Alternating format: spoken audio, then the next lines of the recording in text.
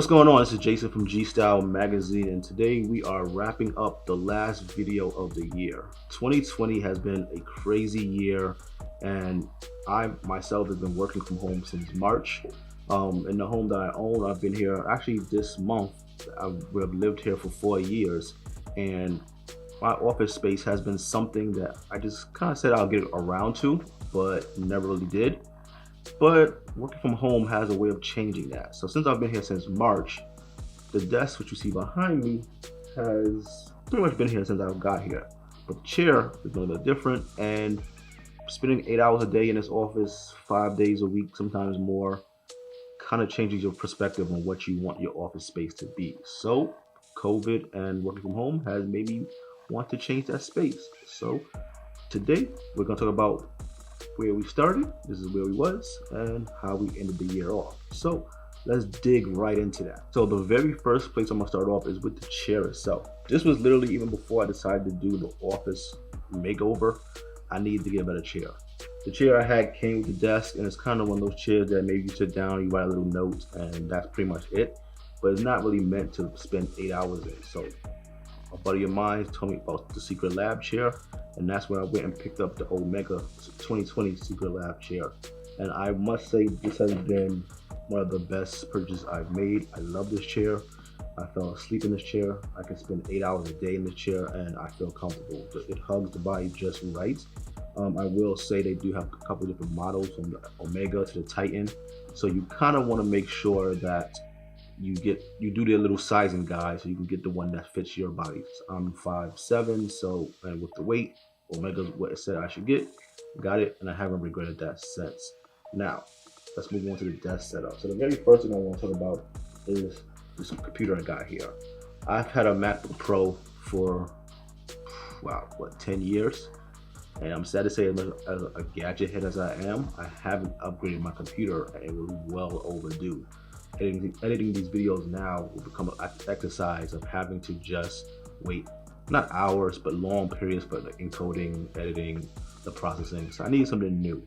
But in the 10 years that I've been here, or at least in the 4 years I've been in this house, I've noticed that even though I had a MacBook Pro and a laptop, I very rarely ever move out of this office with my machine. So I said, okay, I'm not going to do a laptop this time. So that prompted me to check out the 2018 Apple Mac Mini. So the Apple tax on products is heavy, and I didn't really want to spend too much. So I tried to find a good combination of enough power I needed to edit these videos as I need to and surf the web, but something that wouldn't break the bank. So I went with the i5 version of the Mac with the base level 8 gigs RAM, which I think I spent about maybe $1,000 for. And then I decided to upgrade the RAM myself. So I actually followed little tutorials, and I upgraded from the base 8 gigs that it came with, and I put in 32 gigabyte of RAM. And that pretty much covers all my needs, and it does editing for it just fine, at least for my purposes, I should say. So that was the main thing on this desk, getting the Mac Mini in place.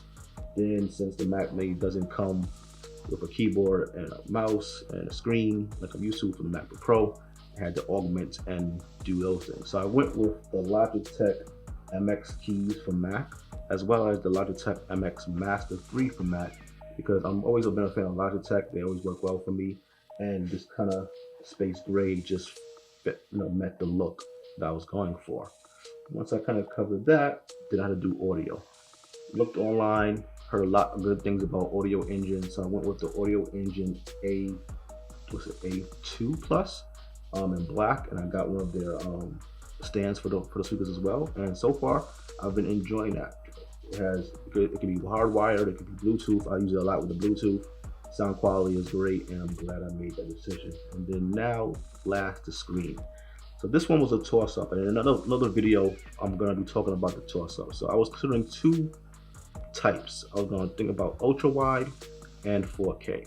So I was fortunate enough to check out the BenQ 34-inch ultra wide UHD monitor, and I also had an LG 4K monitor. I used them both for a couple weeks, and then ultimately I chose the BenQ. The reason why I chose the BenQ is because I just love the screen real estate that I have here. Just being able to work, I can do so many multitasking things because I have so much space to use it. Plus, with an app for Apple called Magnet, I can snap windows to different grids all over my screen. So therefore, I can just have multitasking spaces everywhere. So LG was great. BenQ was the keeper. And then other than that, other little spaces here. I got this Satoshi mat for my desk, a little wireless charging pad from Anchor to charge my phone and my Pixel earbuds. And of course, I'm a Stadia user, so as I need to. And since I do work from home with the 9 to 5, I also took my work laptop, did some fancy wiring on the bottom, and I kind of keep that down here. So that lets me work both 9 to 5 and personal in the same space, but keeps my desk clear. All right, so once we get off the desk, I had to figure out a way, because this year I bought tons of camera equipment and chargers and charging bases. I needed a way to organize that better. Before I had everything in my closet just there and I wanted to grab it, I went in the closet to grab it.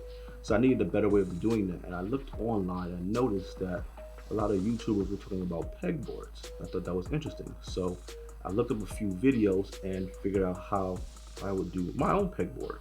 So as you can see right here behind me, I have this black metal pegboard that I kind of organized in a way to put all the camera accessories that I want to grab quickly, easily accessible. And then I also did some work before I put it on the wall and putting some little bins and nooks in and wiring all the cables so I can kind of neatly have a little charging station right there on the wall. So as I use my equipment and need to be charged batteries, I can easily grab a new battery, charge the old one, and kind of keep it pushing. So that was a pretty inexpensive setup.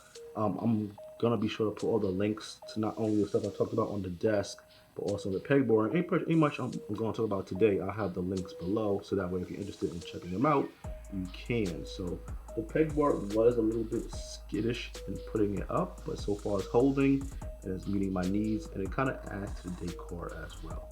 All right, so next that brings me to the kind of entertainment space of the area. If you remember from our earlier video, and if you don't, I'll put the link to that video in the description below as well. I did the review for that BenQ TK810 projector.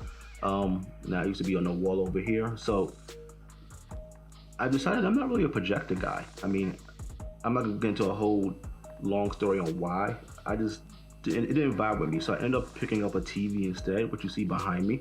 And I actually went with the Vizio 55-inch new OLED TV that they released this year. Vizio is a brand that is a favorite amongst me, and all of my TVs in my house have Vizio in the room. So I figured I'll go with Vizio's OLED and see how that works out. And so far it's been great. Color's good, clarity is good.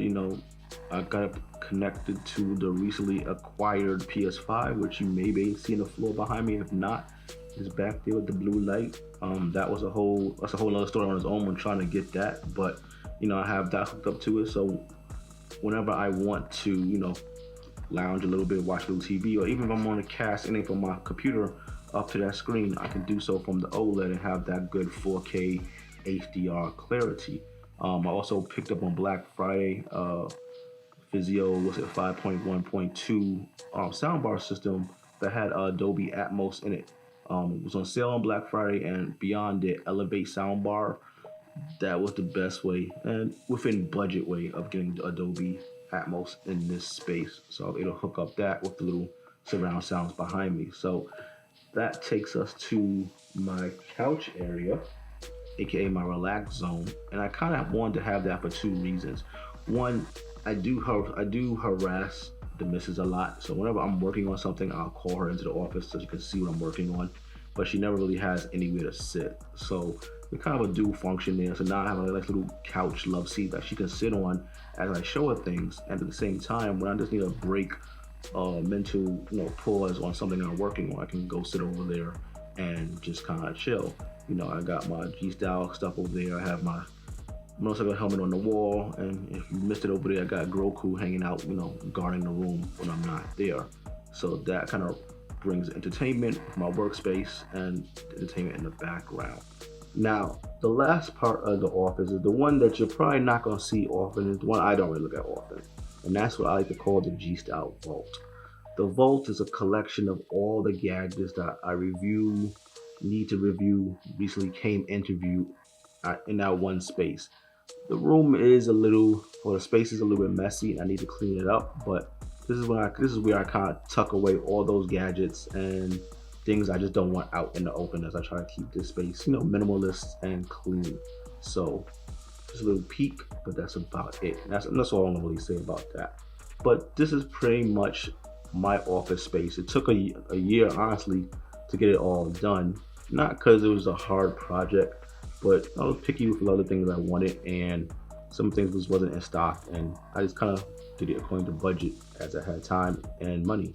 But it's just all started roughly about March when, like I said, I started working from home, and here we are, end of the year, going into 2021 with a fresh workspace, a little vibe in here that I could continue on into the next year. So although 2020 has definitely been a rough year for everyone, this is just my little office redo, and I'm not gonna say that's some of the good that came out of it, but working from home did make me want to reevaluate this space and finally just finish it up. I still need to put some artwork around, but that's a story for another day. For now, this is the last video of the year, or potentially the first video of the new year, depending on when I put it up. But I hope your end of the year was great. I hope that you and your loved ones are safe. Continue being safe, wear a mask, do what you need to do to protect your family, and we'll see you in the new year with more gadgets, more cool stuff, more fashionable tech. My name is Jason Anson. This is G Style Magazine, and I hope you have a happy new year, guys.